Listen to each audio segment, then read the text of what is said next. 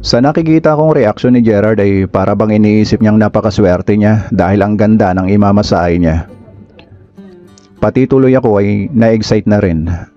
Maya-maya nang lumabas na ng shower room si Leia, amoy ko kaagad ang mabangong body wash at shampoo na ginamit niya. Nagdagdag yon ng isang nakakakiliting sensasyon sa akin at alam kong pati rin kay Gerard dahil sa nakita kong reaksyon niya. Lalo na at ang tanging suot lamang ni Mrs. ay kulay white na bathrobe. Hello guys, welcome to my channel. Kung kayo po ay hindi pa nakasubscribe, please don't forget to click the subscribe button. Pati na rin po ang notification bell. Here's our story. Tuwing summer ay may kwento akong naaalala. Ang kwentong ito ay ang simula ng pagpasok namin ni Mrs. sa isang komunidad. Isang komunidad ng mga miyembro ay bukas ang kaisipan pagdating sa usaping S. Karamihan sa mga miyembro ay mga mag-asawa. Mga mag-asawang may mga anak, walang anak, may pangalawang asawa, 10 taon ng kasal, mahigit, at 1 taong kasal. Ang isa sa mga dahilan, adventure, para sa kulay o para madagdagan ng lasa ng pagkaing madalas na nakahain, para kumbaga mapanatili ang tamis at excitement sa bawat gabi ng mag-asawa. Just to spice up the S life.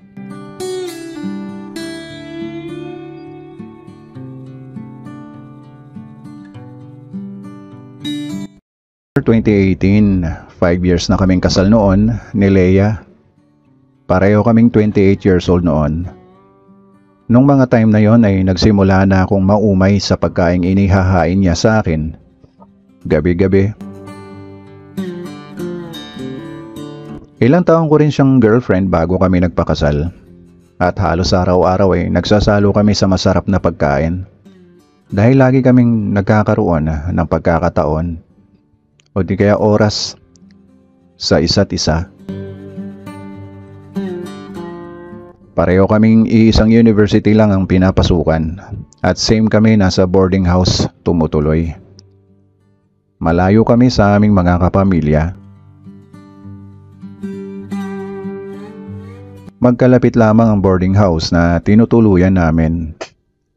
Ang isa pa, mabilis lang kasi ang communications, lalo na sa panahon ng teknolohiya.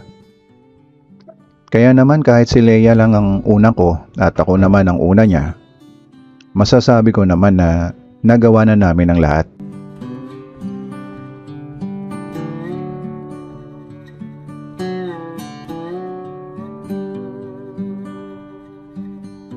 After 5 years of married life with Leia, naramdaman na lamang namin pareho na parang nagsasawa na kami sa usual na routine ng aming gabi. Ibang-iba talaga ang dati naming ginagawa. Pakiramdam namin napaglilipasan na kami ng panahon. Samantalang kung iisipin sa edad namin na 28 years old ay hindi naman kami talagang overage na. Siguro, hindi naman kami nagsasawa sa isa't isa pero siguro doon sa madalas naming ginagawa tuwing gabi. Pero ang maganda kasi sa relationship namin ni Leia ay pinag-uusapan namin kahit maliit na problema. Isa sa mga solusyon na naisip namin ay ibili ko siya ng mga laruan. First time makahawak at makakita ng real si Leia ng mga laruan. Except nakapanood na kasi siya sa mga vlogs at videos sa YouTube at sa iba pang mga sites. Na makita ko sa unang pagkakataon na nakahawak si Leia ng mga toys ay hindi ko ma-explain ang kanyang naramdaman at ang naramdaman ko naman ay hindi ko rin maipaliwanag. Bumalik ang dating excitement na nawala sa akin at sa aming dalawa. Lalo na nang magsimula na ang laruin ni Leia ang mga laruang ibinigay ko sa kanya. Nakontento at sumaya naman kaming dalawa. Nakakapanabik ang bawat gabi naming mag-asawa.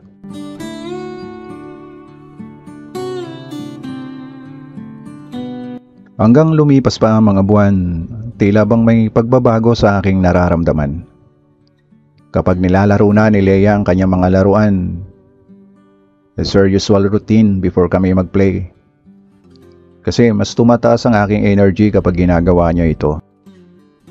Napapansin kong unti-unti na namang kumukupas ang excitement na hatid ng laruang ito. Mas pumapasok na ngayon sa isipan ko ang bagay na ang laruang ginagamit ni Leia ay hindi gawa sa goma o silicone. Realistic pero laruan pa rin. Paano kaya kung totoo ito at galing sa third person? Ito nga ay muli namin pinag-usapan ang subject na ito. Halos gabi-gabi ay isa ito sa mga topic namin. To spice up our S-life. Kulang na kasi talaga sa anghang ang aming gabi. Kumbaga sa pagkain, masarap pero kulang sa sili, sa anghang. Anghang na magbibigay ng gana sa pagkain. Hanggang sa nagkasundo na kami ni Leia na sa isang masahista muna at wala munang magaganap na anumang higit na physical na contact. Hanggang masahe lang. Andun yung hesitations namin pareho kasi maaaring mag-failed kami dahil baka hindi namin makuha ang expectations namin. Maaari rin na hindi mag-succeed kami. Matagal din bago kami nakapag-decide ni Leia.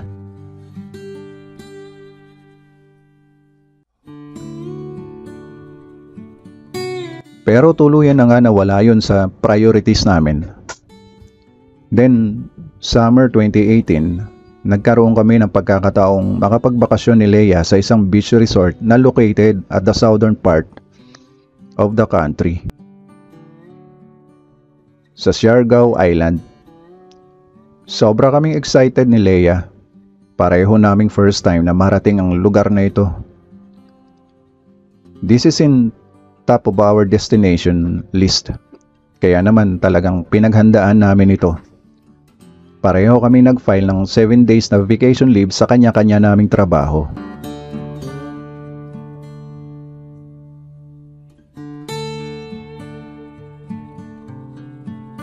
Hanggang sumapit na nga ang araw ng bakasyon namin. Matapos ang halos 5 oras na biyahe ay narating namin ang Siargao Island. Kagaya nga ng inasahan namin, ibang-iba talaga ito sa mga narating na naming beach resorts na malapit sa Metro Manila. Sulit ang lahat, tanggal ang stress namin ni Leia sa buhay sa Metro Manila. Ang hangin, ibang-iba, langhap talaga na sariwa.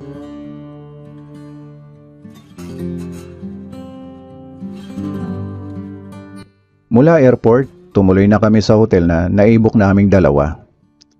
Tamang-tama, malapit lang talaga sa beach. Matapos kaming magayos ng mga dala-dala naming gamit ay naghanap na muna kami ng makakainan ni Leia. Marami namang nagtitinda ng mga masasarap na pagkain sa paligid. May mga klase na resto at may mga karinderya sa paligid. Sinulit namin ni Leia ang lahat. Ginawa namin ang lahat ng bagay na makapagpapasaya sa amin. Isang gabi, bumalik na naman ang pagkaumay ko sa pagkaing inihahain niya. Though dala naman niya ang kanyang mga laruan, pero tila ba may hinahanap pa rin ang aking imahinasyon.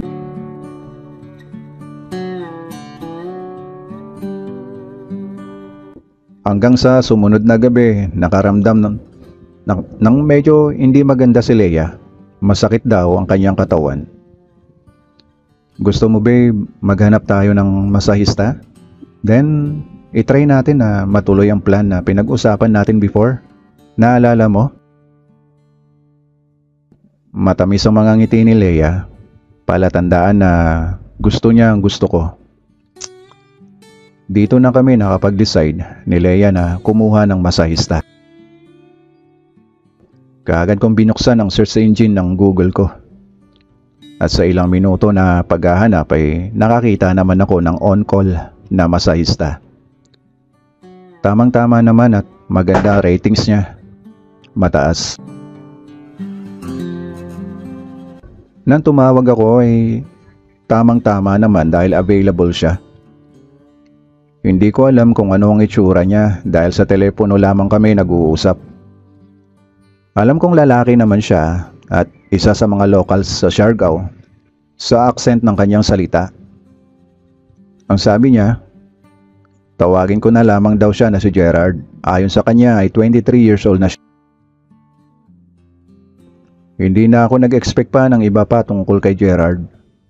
Ang tanging iniisip ko lamang sana ay pumasa siya sa panlasa ni Leia. Hindi naman maarte si Leia, ang importante lang naman sa kanya ay mabango at malinis naman kahit papaano. Though napagkakamalan talaga siyang maarte dahil sa itsura niya na maputi, makinis at kapag naaarawan ay namumula ang balat niya. Dahil mistisa siya. Sa katawan naman ni Leia ay medyo malaman na siya dahil sa nawala na ng time para magpunta sa gym. Pero para sa akin, perfect ang katawan ni Leia. Malaman pero may korte. Kaagad ko nga sinabi kay Leia na may darating na masahista. Pero babe, wag na lang tayo mag-expect. Kung okay sa'yo si Gerard, ay okay na rin sa akin.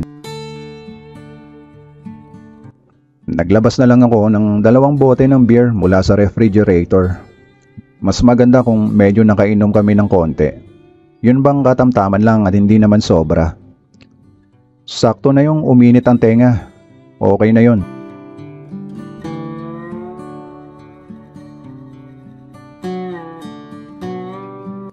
Bago pa namin maubos ang pangalawang bote ng beer, ay dumating na si Gerard. Magandang gabi po sir, ako po si Gerard, yung kausap ninyo kanina. Pasok ka Gerard, actually si Mrs. ang magpapamassage.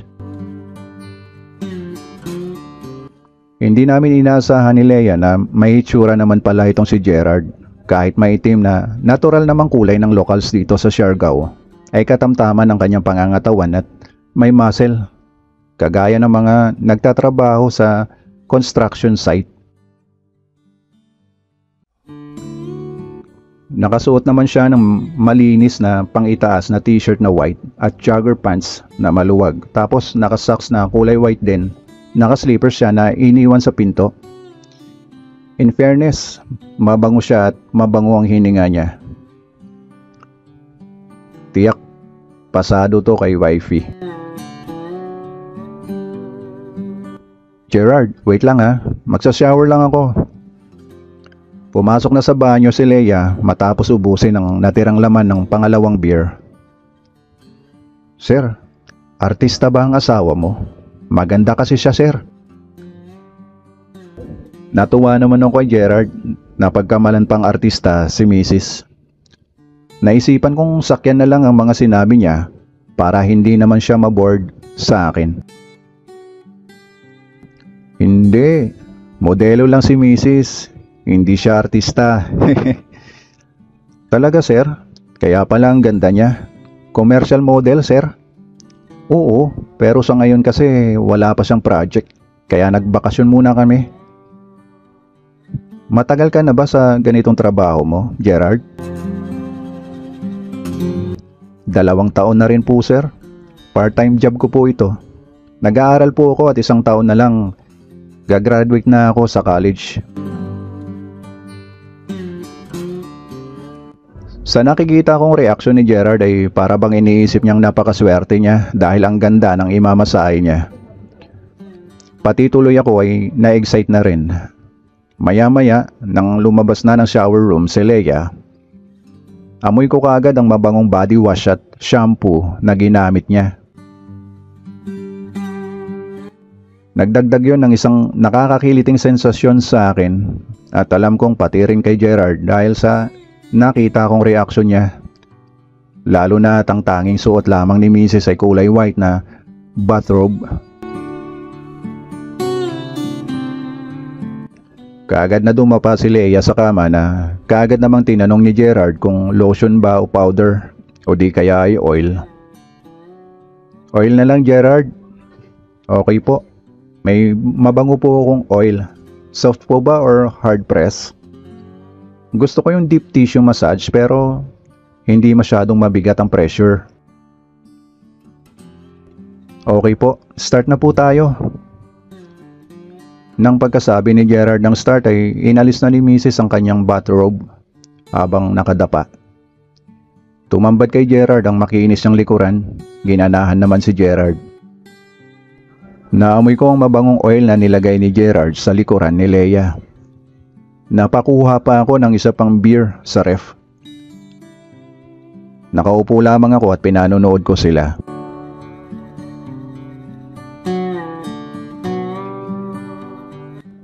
Magaling magmassage si Gerard, kita ko sa reaksyon ni Leia. Pero lingid sa kaalaman ni Gerard ay may plano kami ng aking asawa. Ang mahirap lang, baka tumanggi si Gerard sa gusto namin. Nag-enjoy na si Gerard sa ginagawa niya. Lalo na at buong katawan ni Leia ay minasahe na niya. Napansin ko naman ang nakaumbok sa harapan ni Gerard. Natawa na lang ako, sino ba naman ang hindi tatablan kay Leia sa kinis at sa ganda ng kanyang itsura.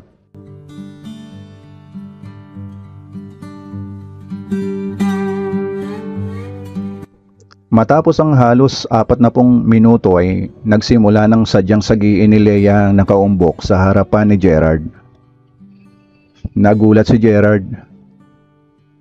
Gerard, nag-o-offer ka ba ng extra service? Tanong ko. Hindi po sir. Ano po bang klaseng service pa ang ibig ninyong sabihin? Basta sabayan mo lang si Leia. Ngumiti at tumango na nga si Gerard. At dito, nagsimula si Leia. Halos mabitawan ko ang bote ng beer sa nakikita kong tagpo nilang dalawa. Pinagpala talaga si Gerard, pandayo din ang dala niya.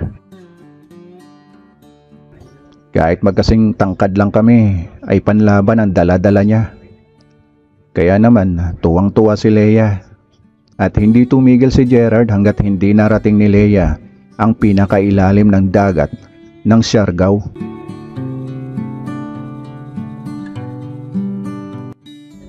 Pagkatapos ni Gerard ay tinanong niya ako, okay po ba sir?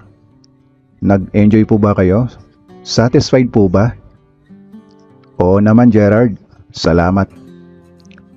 Lumabas na si Gerard at nakangiti naman si Leia na nakatingin sa akin. Kaya ako naman ang gumalaw ng maanghang na pagkain niya. Sa sobrang anghang nga ay pinagpawisan ako ng husto.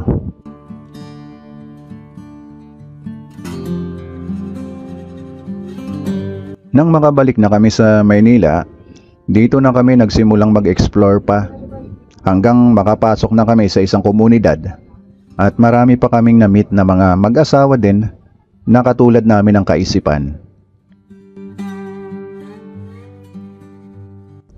Sa ngayon kuya, medyo nag-refrain na kami sa ganitong gawain. Plano na namin tumigil ni Leia at umalis sa komunidad. Nag-focus na lamang kami sa aming dalawang anak. Thank you kuya. Rainiel.